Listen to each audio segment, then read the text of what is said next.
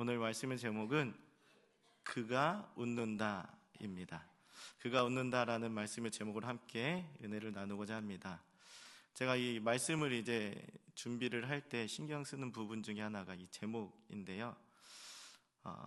이번에도 많은 고민을 하면서 어떻게 제목을 할까 이렇게 살펴보다가 그가 웃는다라고 정하고 이제 주보에 올라가야 되니까 카톡방에다가 말씀이랑 제목이랑 올렸습니다. 근데 방영철 목사님한테 개인톡이 갑자기 딱 온 겁니다. 뭐라고 왔냐면 그녀가 아니고 라고 온 겁니다. 그래서 뭔 소리지? 해갖고 이게 뭔 소리냐 라고 물었더니 유튜브 링크를 다시 한번 딱 보내는 겁니다. 어떤 링크였냐면 김현중이라는 그 2000년대 초반에 이 가수가 있는데 그 가수가 부른 노래가 그녀가 웃잖아 라는 노래가 있습니다. 그래서 이거를 딱 보내면서 그녀가 아니고 라고 이렇게 카톡을 보내면서 제가 이걸 보고 또 방영철 목사님 또 뭔가 생각났나 보다 라고 생각을 하고 또 웃었는데 우리 방영철 목사님 정말 순간순간 이렇게 기발한 아이디어가 정말 번뜩번뜩 뛰어나는데 정말 신기합니다. 부럽기도 하고 그래서 이 카톡을 주고받으면서 웃었고 또 이 말씀의 서론을 어떻게 할까 고민을 하다가 차 운전하고 가는 중에 이렇게 해서 시작을 해서 말씀을 풀어가면 좋겠구나라는 생각을 해서 방영철 목사님이 오늘 많은 영감을 주었습니다.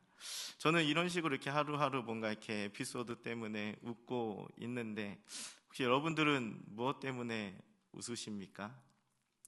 주식이 날 웃게 합니다 라고 하시는 분이 혹시 계십니까? 어저께 친구가 카톡에다가 SK 하이닉스 주식이 80만 원인가까지 올라갔다고 이렇게 올렸던데 아니면 혹시 TV 예능 프로그램을 보면서 나는 하루하루를 웃습니다 라고 하시는 분이 계십니까? 우리 교회는 다들 할미들이 많기 때문에 손주들 때문에 난 하루하루가 즐겁습니다 라고 하시는 분들이 정말 많을 것 같습니다. 물론 그들 때문에 웃고 즐거운 게 더 크고 하지만 또 힘든 부분들도 분명히 있으실 겁니다. 방학이라고 와서 봐달라고 하고 저희 지금 딸도 지금 할머니 할아버지의 집에 주일날부터 지금 계속 있는데요. 저희 내가 다 감기 때문에 유일하게 생존하고 있는 그 막내딸 하나가 지금 감기 안 걸리게 하려고 할머니 집에 맡겨놨는데 즐겁긴 하겠지만 또 힘든 부분도 있으실 것입니다. 여러분들도 마찬가지라 생각이 됩니다. 이렇듯 정말 우리 삶 속에 다양한 요소 때문에 우리는 하루하루를 살아가면서 많이 웃으며 살아가는 줄 알고 있습니다. 그런데 오늘 본문 6절에 보니까 사라가 이르되 하나님이 나를 웃게 하시니 듣는 자가 다 나와 함께 웃는다라고 말씀하고 있습니다. 하나님 때문에 사라가 웃었고 또 그 듣는 자가 다 함께 웃는다라고 말씀을 하고 있습니다. 우리가 오늘 본문을 살펴보면서 우리도 하나님 때문에 또 사라와 함께 같이 웃는 그러한 하루하루를 살아가는 저와 여러분들 되기를 간절히 소망합니다. 오늘 본문이 포함되어 있는 이 창세기 21장은 전반부와 후반부로 나눌 수가 있습니다. 전반부는 1절부터 21절까지입니다. 후반부는 22절부터 34절까지입니다. 이 전반부와 후반부에 공통점이 있는 게 있는데 각각 다른 관점이긴 하지만 아브라함에게 주신 하나님의 언약이 성취되었다라는 것이 같은 내용으로 다른 관점으로 기록이 되어 있습니다.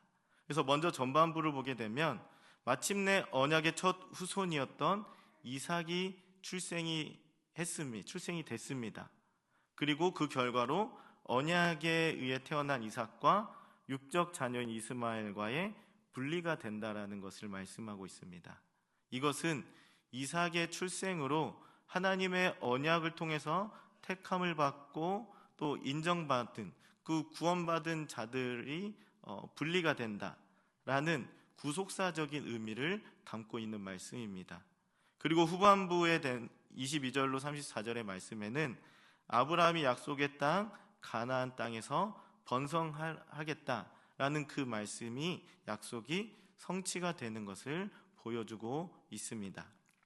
이 중에도 오늘 우리는 1절부터 7절까지의 말씀, 그러니까 하나님의 약속이 실현되어서 아브라함에게서 이삭이 출생한 그 이야기에 대해서 살펴보고, 우리도 한번 아브라함과 또 사라처럼 웃는 그런 인생이 되기를 소망합니다. 창세기 말씀의 저자인 모세는 오늘 본문의 말씀을 이러한 구조로 기록을 하고 있습니다. 하나님의 약속이 성취가 된다, 그리고 그 성취에 따른 인간의 기쁨이 있다라는 구조로 말씀을 기록하고 있습니다. 다시 말해서 언약이 성취되었음을 분명히 함과 동시에 아브라함과 사라의 기쁨을 드러내고 있다는 것입니다. 여기서 그러면 우리에게 주는 첫 번째 교훈이 뭐냐면, 하나님의 약속은 반드시 성취된다라는 겁니다. 아브라함의 가정에 언약의 상속자인 이삭의 출생하는 것은 아브라함이 100세였습니다. 사라가 90세가 되던 해였습니다. 고대하던 아들 이삭이 출생하던 아브라함과 사라의 나이가 그렇습니다. 이 이삭의 출생은 하나님의 거듭되었던 약속이었습니다. 창세기 12장 7절에도 약속하셨고 15장 4절에도 약속하셨고 17장 6절과 7절에도 약속하셨고 18장 10절에도 약속하셨습니다. 그리고 오늘 본문 1절과 2절의 말씀에 보면 그 말씀대로라고 기록이 되어 있는데, 그 말씀대로라고 하신 하나님이 말씀하신 때가 되었을 때, 그 때가 되자 사라가 아들을 낳았다라는 것입니다. 이것이 바로 하나님의 약속은 반드시 성취가 된다라는 것을 우리에게 교훈해주고 있는 말씀인 것입니다. 여러분, 하나님께서 한 번 하신 약속은 그것이 무엇이든, 그리고 그것이 어떠한 조건이든 한치의 오차도 없이 그대로 성취된다는 것을 믿으시길 바랍니다. 하나님은 영원불변하십니다. 믿으십니까? 또 하나님은 신실하실 뿐만 아니라 유한한 인간과 달리 무한하시고 전능하신 하나님이시기 때문에 이루시지 못할 일이 전혀 아무것도 없으신 분이 우리 하나님이시다라는 겁니다. 오늘 본문도 최악의 조건에서 하나님은 인간의 이성과 자연의 순리를 뛰어넘어서 사라로 하여금 출산하게 하심으로 말미암아 아브라함과 사라에게 주신 약속을 이루어 주셨다라는 겁니다. 또 우리가 성경을 읽다 보게 되면 하나님께서 약속하신 말씀은 그 말씀대로 당연히 이루어진다라고 생각이 됩니다. 다 이루어진 것을 볼 수 있습니다. 이것을 실제 우리의 삶, 그러니까 나의 이야기로 가지고 오게 되면 그 공감하는 것과 상황이 체감되는 것이 너무나도 다르다라는 겁니다. 하나님의 말씀대로 믿고 의지하고 살아가는 사람은 하나님께서 말씀하신 대로 하나님께서 돌보시고 지키시고 은혜를 반드시 주신다라는 겁니다. 그 반대로 하나님의 말씀을 무시하고 하나님을 믿지 못하고 그런 사람들은 그의 행동에 합당한 결과가 그 사람에게 임하게 된다라는 겁니다. 왜냐하면 하나님의 말씀은 반드시 성취되기 때문이다라는 겁니다. 우리 이사야서 42장 8절과 9절을 한번 같이 읽어봤으면 좋겠는데요. 우리 같이 읽겠습니다. 시작. 나는 여호와이니 이는 내 이름이라. 나는 내 영광을 다른 자에게 내 찬송을 우상에게 주지 아니하리라. 보라, 전에 예언한 일이 이미 이루어졌느니라. 이제 내가 새 일을 알리노니 그 일이 시작되기 전에라도 너희에게 이르노라. 아멘. 네. 지금 읽은 이 말씀에 의하면 하나님께서 아브라함과 사라에게 자식을 약속하신 그때에 이미 하나님의 말씀은 성취가 되었다라는 겁니다. 그리고 오늘 본문에 나타난 이 이삭의 출생은 하나님의 약속이 성취되었다라는 것을 우리의 눈으로 확인해 볼 수 있도록 실질적으로 드러나게 하는 것에 불과하다라는 겁니다. 또 하나님께서 사라에게 직접적으로 개입하셔서 언약의 후손인 이삭을 낳게 하신 것은 생명의 탄생, 더 나아가서 모든 백성의 삶과 죽음이 하나님의 주권 안에 달려있다라는 것을 보여주고 있는 것입니다. 여러분, 이뿐만이 아닙니다. 실제로 하나님이 구약에서 약속하신 말씀이 신약에 와서 성취되지 않은 것이 없다라는 것입니다. 그리고 또 신약에서 우리 주님께서 약속하신 말씀 또한 성취되지 않은 것이 없다라는 겁니다. 물론 종말론적인 것으로 보게 되면 주님의 재림으로 인한 세상의 심판과 성도들의 온전한 구원, 하나님 나라의 도래에 대한 것은 아직 성취되지 않았지만 이러한 것들도 이미 그 성취가 진행 중에 있는 것이고 하나님께서 정하신 그때가 이르게 되면 반드시 이것 또한 성취가 될 것이다라는 것입니다. 여러분, 영원히 변치 않으시고 언약에 신실하신 하나님을 절대적으로 신뢰하시기를 바랍니다.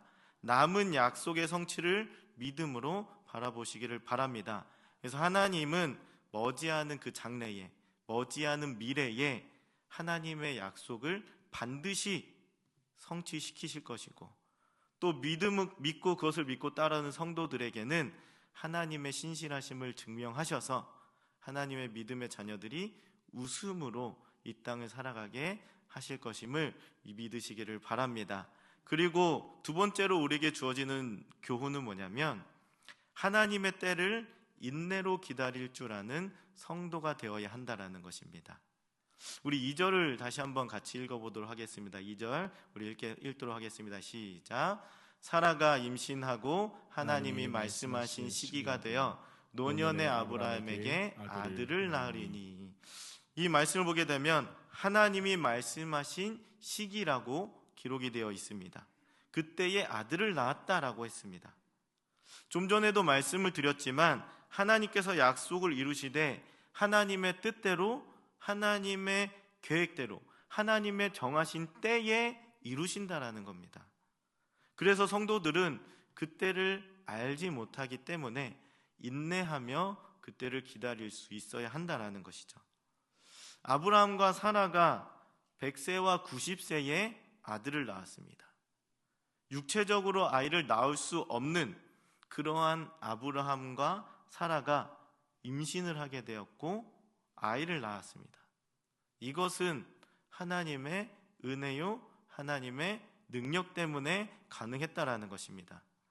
이 말씀에 대해서 신약 히브리서에서는 이것을 이렇게 기록하고 있습니다. 히브리서 11장 12절과 12절입니다. 우리 함께 읽도록 하겠습니다. 시작. 믿음으로 사라 자신도 나이가 많아 단산하였으나 잉태할 수 있는 힘을 얻었으니 이는 약속하신 이를 미쁘신 줄 알았음이라.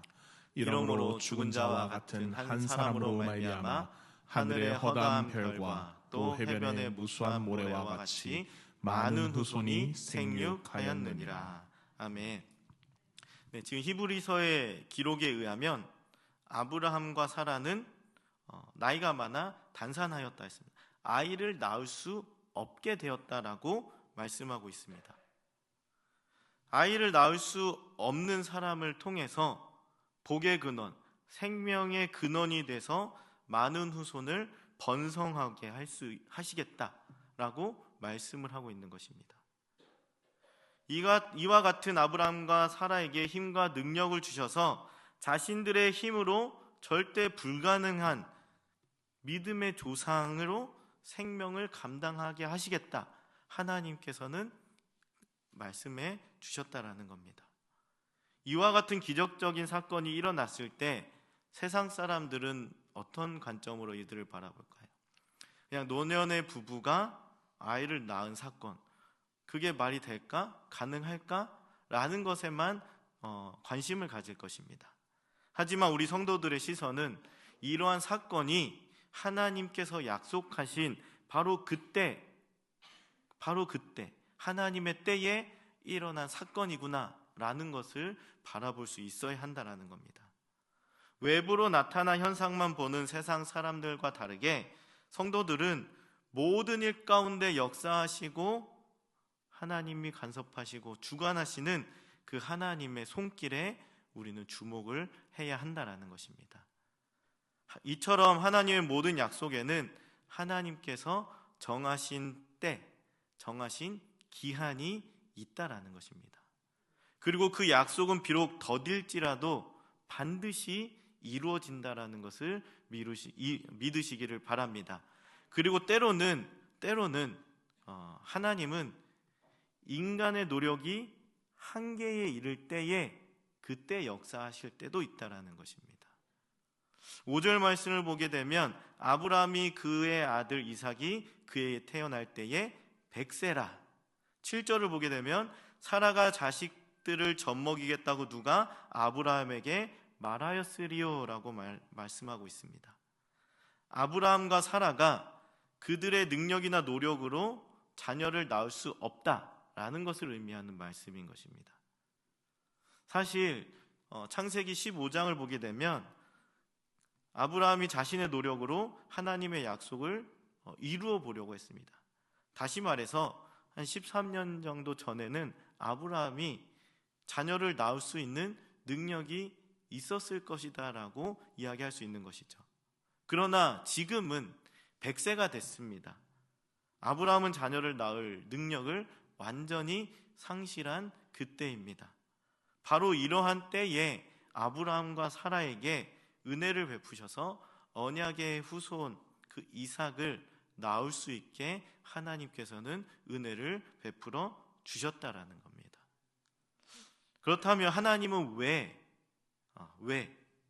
아브라함을 부를 당시에 언약의 자손을 허락하지 않으시고 자녀를 이제 낳을 수 없는 이 한계까지 도달했을 때에 자녀를 허락하셨을까? 우리는 이 궁금증이 필요하다라는 겁니다. 이것은 아브라함과 사라의 자녀의 출산이 그들의 능력이나 그들의 노력의 결과가 아니라 오직 하나님의 은혜의 결과이며 또한 그 자손이 하나님께서 허락하신 언약의 후손이다라는 것을 그들이 깨닫기를 원하셨다라는 겁니다. 만약에 아브라함이나 사라가 자녀를 낳을 능력이 있을 때, 그들의 노력으로 능력으로 낳을 수 있을 때 자녀를 허락하셨다라고 한다면 과연 그들이 그 자녀를 낳은 것이 하나님의 은혜다라고 생각을 했을까요? 또 그 자녀가 하나님이 허락하신 언약의 후손이 맞다라고 여겼을까요? 아마 그렇지 않았을 것이다라는 겁니다. 그렇기 때문에 하나님이 아브라함과 사라가 이 인간적인 노력이나 능력으로 자녀를 낳을 수 없게 되었을 때, 그 한계까지 다 치달았을 때 오직 하나님만 바라보고 하나님만 의지할 수밖에 없을 그때에 그 자녀를 허락해 주셨다라는 겁니다. 그래서 그것이 하나님의 은혜고 하나님의 능력이고 이 자녀가 하나님이 약속하신 그 언약의 후손이다라는 것을 깨닫게 하시기 위해서 이 한계치까지 아브라함과 사라를 계속 미루셨다라는 겁니다. 이러한 사실들이 하나님의 역사가 때로는 우리 인간들의 노력이나 능력의 한계에 임했을 때에 하나님의 은혜가 임하게 된다라는 것을 보여주는 아주 좋은 말씀인 것입니다. 그러므로 여러분, 우리가 매사에 교만함을 좀 다 버리시고 하나님 앞에 다 내려놓고 나 자신의 무능함을 하나님 앞에 고백하시기를 바랍니다. 그뿐만 아니라 인간적인 노력이나 능력으로 아무것도 할 수 없을 때에 더욱더 하나님만 바라보시고 하나님만 붙드시고 하나님께 부르짖어 구하시기를 바랍니다. 그렇게 할 때에 하나님의 은혜는, 하나님의 능력은 더욱더 우리에게 임해서 우리를 웃게 해주실 것이다라는 겁니다. 하나님의 약속의 성취를 소망하시되 지나치게 성급하게 조급하게 하시지 마시고 천천히 하나님의 약속은 반드시 이루어진다라는 것을 믿으시고 인내하며 기다리시기를 바랍니다. 그리고 이제 우리에게 주어진 세 번째 교훈은 그 결국에는 하나님은 우리에게 기쁨이 되어주시는 분이다라는 것을 말씀해주고 있다라는 겁니다. 우리 6절을 한번 같이 읽어보도록 하겠습니다. 6절입니다. 시작. 사라가 이르되 하나님이 나를 웃게 하시니 듣는 자가 다 나와 함께 웃으리로다. 아멘. 사라는 이삭을 낳고 크게 기뻐하면서 웃었다라고 말씀하고 있습니다. 사라는 후손에 대한 하나님의 약속을 받고 속으로 비웃은 적이 있습니다. 18장 12절에 가보면 그런 말씀이 있습니다. 이것은 긍정적인 웃음이 아니죠. 자식을 낳을 수 없는 자신의 형편을 너무나도 잘 알고 있었던 겁니다. 그러나 사라는 지금 21절의 이 말씀에 이삭을 낳고서는 진정으로 기쁨의 웃음을 짓고 있는다라는 겁니다. 여러분, 그간 사라의 심적 고통이 얼마나 고통스러웠겠습니까? 자녀를 낳지 못하고 그녀의 종으로부터 멸시를 받았는데 이런 그녀의 심정의 고통을 누가 공감할 수 있겠습니까? 얼마나 심한 그 고통을 당하고 있었겠습니까? 아마도 사라는 매일매일 울분과 탄식으로 하나님께 부르짖었을 것입니다. 하나님은 이러한 사라의 부르짖음을 외면하지 않으셨습니다. 그녀에게 이삭, 곧 웃음이라는 그 아들을 사라에게 허락해 주심으로 말미암아 사라에게 웃음 또한 주셨다라는 겁니다. 이처럼 하나님은 고통받는 자의 기쁨이 되어주시는 분이심을 기억하시기를 바랍니다. 우리의 하나님은 자기의 백성이 세상에서 고통받고 부르짖을 때 결코 그 부르짖음을 외면하지 않으시는 분이십니다. 그 고통과 탄식을 기쁨으로 바꿔주시는 분이 우리 하나님이심을 기억하시기를 바랍니다.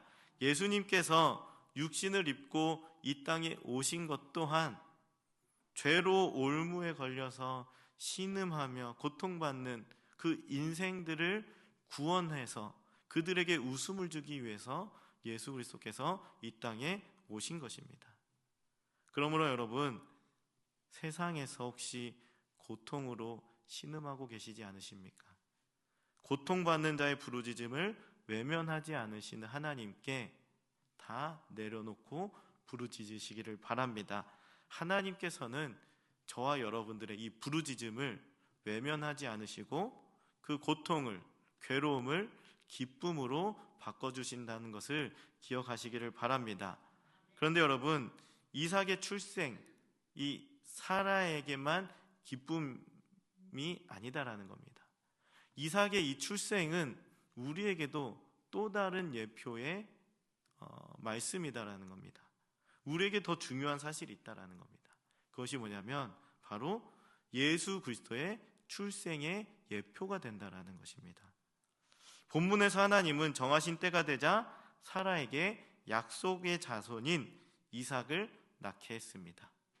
이러한 약속의 자손 이삭의 출생은 아브라함에게서 약속되었던 궁극적인 언약의 후손 그리스도의 출생의 예표가 된다라는 것입니다. 이 이삭의 출생과 그리스도의 출생을 놓고 보게 되면 공통점이 많이 있습니다. 뭐냐면 미리 선포되었다라는 것입니다. 그리고 둘 모두 다가 하나님이 정하신 때에 출생되었다라는 겁니다. 또한 양자 모두 출생 전에 이름이 주어졌다라는 것입니다. 그리고 둘 다 초자연적인 탄생이 있다라는 겁니다. 또한 둘의 출생 모두가 사람들에게 큰 기쁨을 주었다라는 것입니다. 어떻게 맞는 것 같습니까? 네, 이삭의 출생과 예수 그리스도의 출생, 이러한 공통점으로 단순히 이 아브라함과 이삭을 통해 나온 아브라함과 사라를 통해 나온 이 이삭이 그냥 그들에게 기쁨을 주는 것이 아니라 장차 예언을 쫓아서 이 땅에 오실 메시아 예수 그리스도에 대한 소망의 예언과 웃음이 이 안에 담겨져 있다라는 것을 우리 또한 발견해야 한다라는 것입니다. 그래서 이 땅에 오신 그 예수 그리스도, 우리는 그분을 바라보고 나아가고 또 그분을 붙잡고 의지하고 웃음으로 살아갈 수 있는 저와 여러분들이 되기를 간절히 소망합니다. 말씀을 정리하고자 합니다. 유명한 종교개혁자 마틴 루터가 개혁을 진행하던 중에 너무나 많은 반대를 받고 비판을 받고 비난을 받고 너무 힘들어서 지쳐서 이제 더 이상 못하겠다 해서 집에 가서 침대에 이렇게 누웠다라고 합니다. 그때 지혜로운 아내가 놀랍게도 상복을 입고 그 앞에 나타났다라는 것이죠. 이제 마틴 루터는 상복을 입은 아내를 보고 깜짝 놀라서 아니 누가 죽었습니까? 라고 물었다라는 거예요. 그러자 아내는 예 그렇습니다. 하나님께서 돌아가셨습니다. 라고 대답했다 합니다. 이 아내의 황당한 대답을 들은 루터는 아니 하나님이 돌아가시다니 그게 무슨 소리요? 라고 묻자 아내는 하나님이 안 돌아가셨으면 당신이 지금처럼 누워있을 리가 없겠지요 라고 대답을 했다라는 것이죠. 이 대답에 루터가 화들짝 놀라서 일어나서 아 그렇지 하나님은 살아계시지 라고 다시 한번 결단하고 다시금 열심히 종교개혁을 이루어낸 일화가 있습니다. 여러분 하나님은 지금도 역시 살아 역사하시고 일하고 계십니다. 할렐루야. 살아계신 하나님은 가장 정확한 때에 최고의 방법으로 여러분과 저를 이끌어주고 계십니다.